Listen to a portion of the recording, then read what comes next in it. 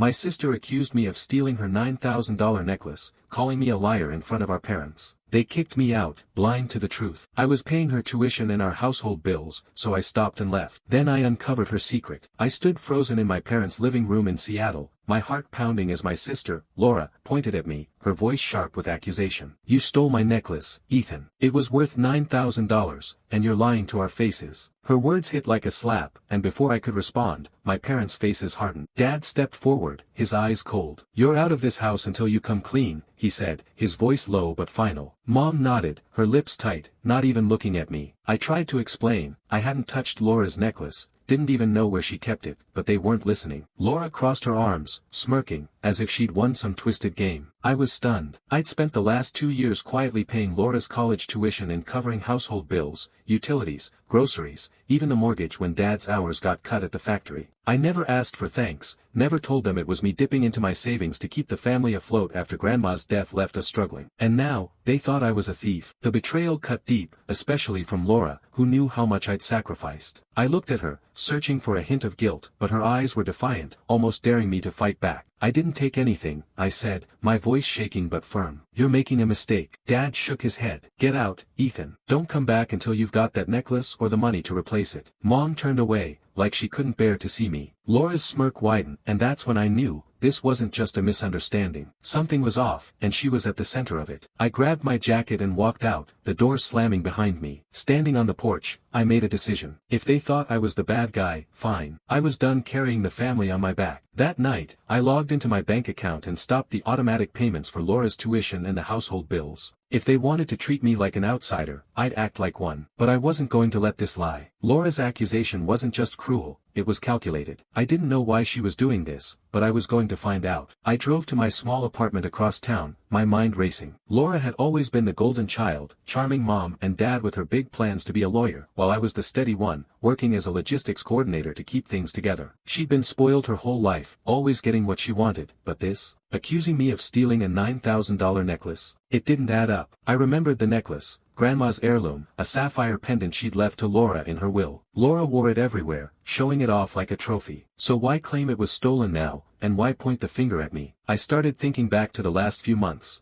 Laura had been acting strange, always on her phone, dodging family dinners, talking about big expenses for school but never giving details. I'd assumed she was stressed about classes, but maybe there was more to it. Had she lost the necklace? Sold it? Whatever it was, she'd chosen to throw me under the bus to cover it up. I couldn't confront her yet, I needed proof. But as I sat in my apartment, staring at the city lights, I made a promise to myself. I'd clear my name, and I'd make sure Laura's lies caught up with her. I hung up the phone after trying Mom again, her voicemail kicking in for the third time that day. Dad's text, "Bring the necklace or the money, Ethan." Nothing else to discuss, sat unanswered in my inbox. Laura's lie about me stealing her $9,000 sapphire necklace had cost me my family's trust, and the fact that I'd been paying her tuition and our household bills made her betrayal sting even more. The jeweler's words kept replaying in my head, a young blonde woman, selling a sapphire pendant for $8,500, claiming it was to cover school debts. It had to be Laura. She'd sold Grandma's heirloom and pinned the blame on me, but I still needed solid proof to make her confess. I decided to dig deeper into Laura's financial situation. If she was desperate enough to sell the necklace, she was probably in deeper trouble than I realized. I logged into my bank account again, double-checking the payments I'd made for her tuition. The University of Washington had sent me receipts every quarter, $2, $500 for fall, winter, spring, all paid directly from my account. I'd also covered $1,200 a month for household bills, from electricity to the mortgage, ever since Dad's factory hours got cut. I printed every transaction, building a paper trail to show I'd been supporting the family, not stealing from it. Next, I turned to Laura's social media again, looking for anything I'd missed. Her posts were a parade of extravagance,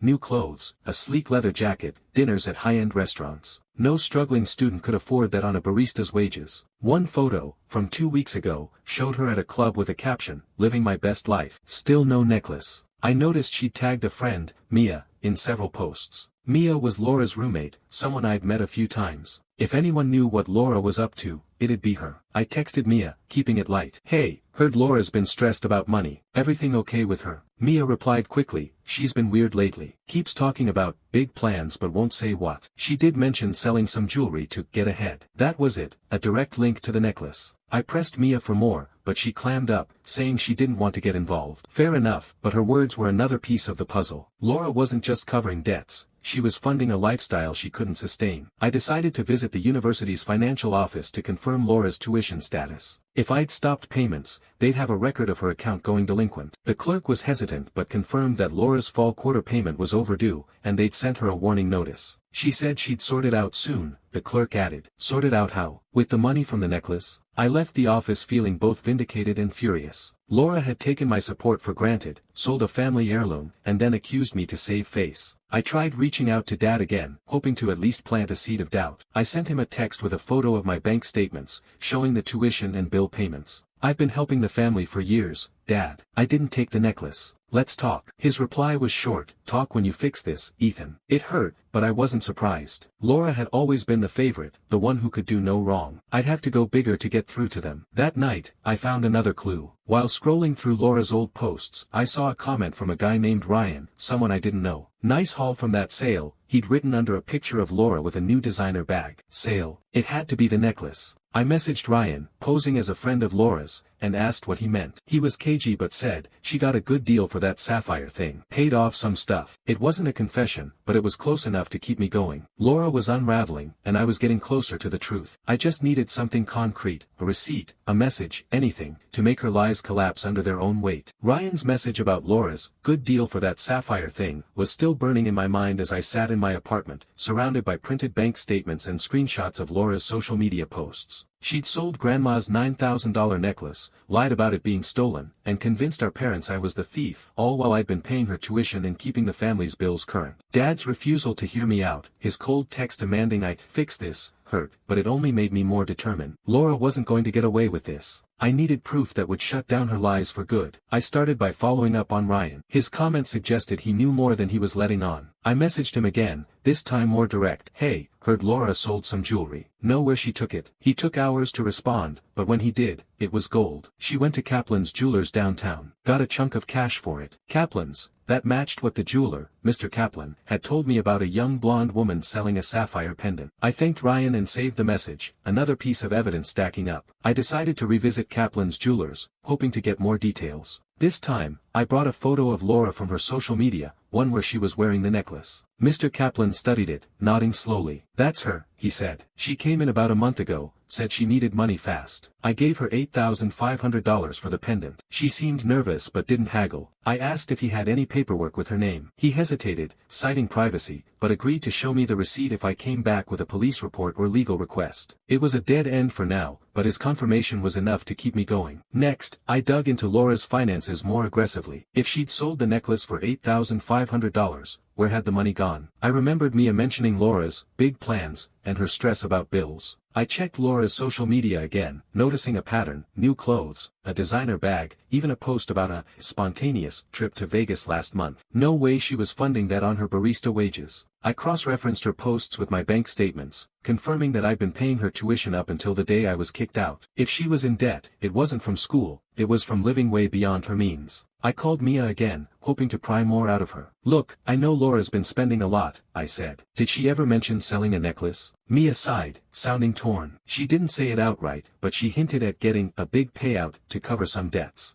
I thought she meant a side job or something. I pressed her on the debts, and she admitted Laura had been dodging rent payments, leaving Mia to cover her share. She promised to pay me back last month, but I haven't seen a dime, Mia said. That lined up perfectly with the timing of the necklace sale. I tried reaching out to Mom and Dad again, this time with a letter. I laid out everything, my payments for Laura's tuition, the household bills, the jeweler's story, Ryan's message. I mailed it to their house, hoping it would at least make them pause. But when Mom called me back, her voice was icy. Ethan, stop making excuses. Laura's devastated about her necklace, and you're just pointing fingers. I wanted to scream. How could they be so blind? Laura had them wrapped around her finger, and I was the one paying the price. Frustrated but undeterred, I kept digging. I found an old email from Laura, forwarded to me by mistake, where she'd sent a friend a photo of a receipt from Kaplan's Jewelers. It was blurry, but I could make out $8,500 and sapphire pendant. It wasn't enough to confront her yet, but it was close. I saved the email and started planning my next move. Laura thought she could bury me with her lies, but I was building a case she couldn't escape. I just needed one more piece to make it airtight, something that would force her to come clean before our parents' trust in me was gone for good. The blurry email receipt from Kaplan's Jewelers showing Laura's $8,500 sale of the sapphire pendant, was burning a hole in my digital pocket. I'd been kicked out of my parents' house in Seattle after Laura accused me of stealing her $9,000 necklace, and their refusal to believe me, despite my years of paying her tuition and the family's bills, felt like a knife in the back. Mom's cold phone call, dismissing my letter as excuses, only pushed me harder. I had the jeweler's confirmation, Ryan's messages, and Mia's hints about Laura's debts. It was clear Laura had sold Grandma's heirloom to fund her lavish lifestyle and blamed me to cover it up. But I needed something undeniable to make her confess, and I was running out of time to save my place in the family. I decided to go back to Kaplan's jewelers one more time, hoping to convince Mr. Kaplan to share the receipts details.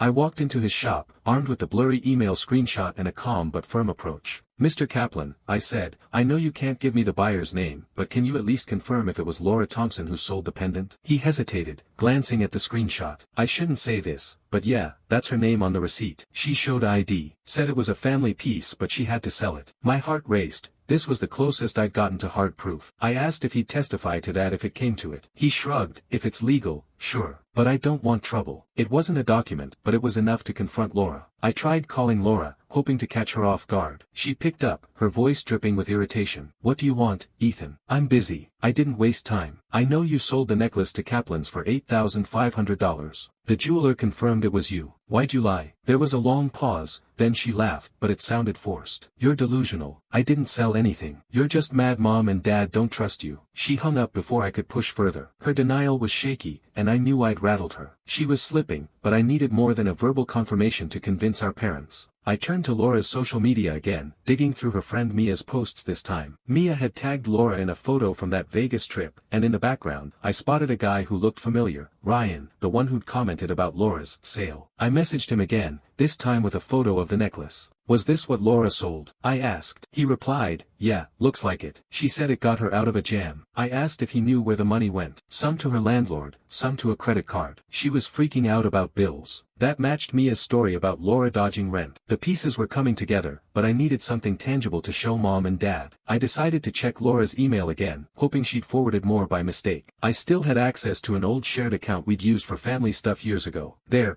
buried in a folder, was a confirmation from a payment app, showing Laura sending $5,000 to a creditor 2 days after the necklace sale. The memo read, "Urgent payment." It wasn't the full $8,500, but it proved she was using big money to cover debts. I screenshot it, adding it to my growing file of evidence, the jeweler's story, Ryan's messages, Mia's comments, and now this. I sent another letter to my parents, this time attaching the payment app screenshot and a detailed list of every tuition and bill payment I'd made for the family, over $20,000 in 2 years. I wrote, "I didn't take the necklace. Laura sold it. Talk to Kaplan's jewelers. I've been supporting this family, and I deserve the truth." I mailed it, knowing they might ignore it again, but I had to try. Hours later, Dad called. His voice was gruff but less hostile. "Ethan, this is a lot to take in. Laura swears you're making it up. Come to the house tomorrow. We'll sort this out." It wasn't an apology, but it was a crack in their wall of distrust. I prepared for the meeting like it was a courtroom. Laura was a liar, but she was good at it, and I knew she'd try to twist things. I called Mia one last time, asking if she'd back me up. She hesitated but agreed to confirm Laura's money troubles if it came to it. I also reached out to Mr. Kaplan, who said he'd verify the sale if my parents called. I was ready, but my stomach churned. This wasn't just about clearing my name, it was about exposing Laura's betrayal and forcing her to face the consequences. I wasn't sure what I'd do when the truth came out, but I knew it wouldn't be pretty. I walked into my parents' house in Seattle, clutching a folder with every piece of evidence I'd gathered, the payment app screenshot showing Laura's $5,000 debt payment, messages from her friend Ryan about the sale of the $9,000 sapphire necklace, Mia's confirmation of Laura's money troubles, and a written note from Mr. Kaplan at the jewelry store verifying that Laura had sold the pendant for $8,500. Dad's call the night before, asking me to come sort this out, was the first sign they might be listening, but I wasn't naive. Laura had spent years perfecting her role as the perfect daughter, and I knew she'd fight to keep her story alive. I was ready to end this, no matter what it took. Dad sat at the kitchen table, his face weary, while Mom stood by the sink, avoiding my eyes. Laura was there too, her arms crossed, her expression a mix of defiance and nerves.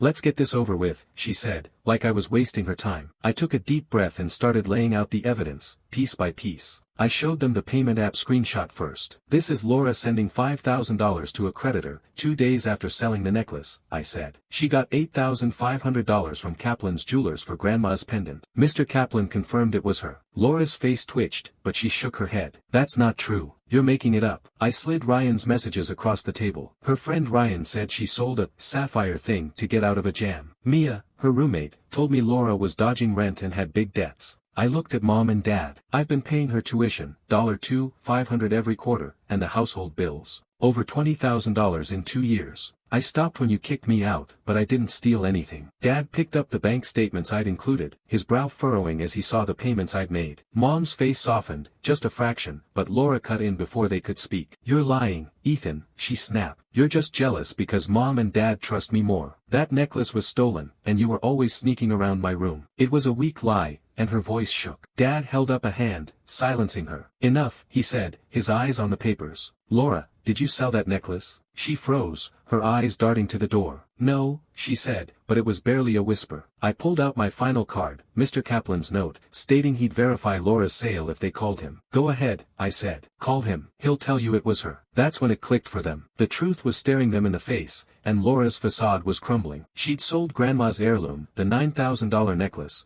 to cover her debts she'd racked up chasing a lifestyle she couldn't afford. The accusation against me was a desperate move to deflect suspicion, to keep Mom and Dad on her side while she played the victim. She'd known I was paying her tuition, known I was keeping the family afloat, and still chose to frame me, banking on her charm to carry her through. But now, with the evidence laid bare, she had nowhere to hide. Dad's voice was low, almost broken. Laura, is this true? She burst into tears, covering her face. I didn't mean to hurt anyone, she sobbed. I was in debt, and I couldn't tell you. I sold it to pay off my credit card. I thought I could buy it back later. Mom gasped, her hand over her mouth. You let us think Ethan did this? She asked, her voice trembling. Laura nodded, still crying, and I felt a strange mix of relief and anger. I'd been right, but the victory didn't feel good, not yet. I looked at my parents, their faces etched with shock and betrayal. I've been here for this family, I said quietly. I didn't deserve this. Dad nodded, his eyes wet. You didn't, Ethan. We were wrong. It was the closest he'd come to an apology, and for now, it was enough. But Laura's tears weren't going to fix this. She'd crossed a line, and I wasn't going to let her walk away without facing the consequences. I had one more move to make, something to ensure she'd never pull this again. Laura's tearful confession hung in the air, her admission that she sold Grandma's $9,000 sapphire necklace to pay off her credit card debts still ringing in my parents' kitchen. Mom's hand was still over her mouth, her eyes wide with shock, while Dad stared at the table, the weight of his mistake settling in. I'd laid out the evidence, the jeweler's note, the payment app screenshot, messages from Laura's friends, and it had finally broken through. Laura had framed me, knowing I'd been paying her tuition and the family's bills, just to save her own skin. I was cleared, but the hurt of being cast out by my own family wasn't gone. I wanted justice, and I knew exactly how to get it. Laura, you're not just walking away from this, I said, my voice steady despite the anger bubbling inside. You lied to Mom and Dad, let them kick me out, all to hide your mess. You're going to make this right. She looked up, her face streaked with tears, but I wasn't moved. She'd played the victim long enough. Dad spoke up, his voice hoarse. What do you want her to do, Ethan? I took a deep breath. She's going to tell the truth, to everyone. Aunt Linda, Uncle Mark, the cousins, Grandma's friends. They all heard her accuse me. She's going to set the record straight. Laura's eyes widened, panic flashing across her face. You can't make me do that, she said, her voice trembling. It'll ruin me. I leaned forward. You ruined yourself when you sold Grandma's necklace and blamed me. You don't get to play the victim anymore. Mom started to protest, but Dad raised a hand. He's right, Laura. You owe him this. It was the first time I'd seen Dad take my side so firmly, and it gave me the push I needed to see this through. I organized a family gathering for the next weekend at my parents' house. I called it a family meeting to discuss Grandma's memory, knowing Laura wouldn't dare skip it. About 15 relatives showed up, aunts, uncles, cousins, even a few of Grandma's old friends from her church group. Laura arrived last, looking like she'd rather be anywhere else. Mom and Dad sat at the head of the living room, their faces tense but resolute. I stood up, holding the folder of evidence, and started speaking. I was accused of stealing Laura's necklace, I said, keeping my tone calm. But the truth is, she sold it for $8,500 to cover her debts and let me take the fall. The room went quiet, eyes turning to Laura. I nodded to her. Tell them. She stood, her hands shaking, and started talking, her voice barely audible at first. I sold the necklace, she said. I was in debt, and I panicked. I shouldn't have blamed Ethan. I'm sorry. Gasps rippled through the room. Aunt Linda shook her head, muttering, That's low, Laura. Uncle Mark just stared, disappointed. I didn't stop there. I wanted Laura to feel the weight of what she'd done. For 2 years, I paid Laura's tuition, $2,500 a quarter, and covered the family's bills. Over $20,000.